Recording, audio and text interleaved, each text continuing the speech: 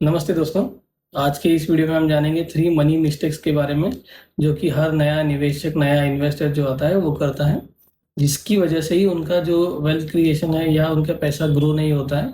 तो आप इन गलतियों से बचें। क्या है वो 3 मिस्टेक्स जो इन्वेस्टर करता है? पहली गलती होती है कि एफडी मेंटालिटी, जिसको हम बोलते हैं कि सारा पैसा हम एफडी में ही इन्वेस्टमेंट कर देते हैं। लेकिन एफडी में प्रॉब्लम कहाँ पे आती है कि एफडी जो है अपना जो इन्फ्लेशन है उसको भी बीट नहीं कर पाती है। 6, साढ़े 6, 7 टका के ऊपर उसमें रिटर्न हम नहीं बना पाते हैं।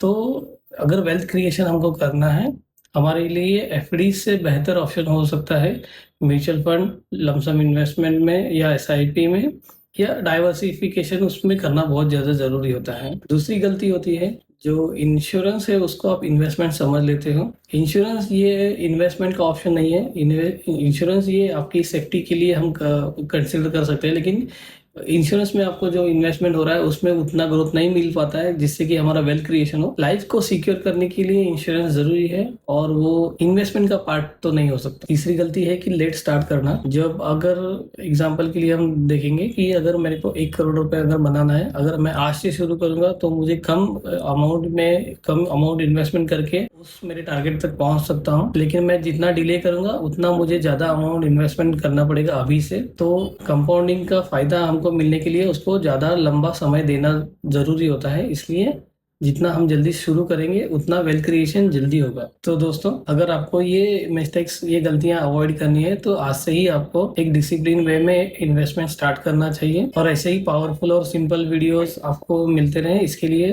हमारे वीडियोस को लाइक कीजिए और चैनल को सब्सक्राइब करना ना भूलें।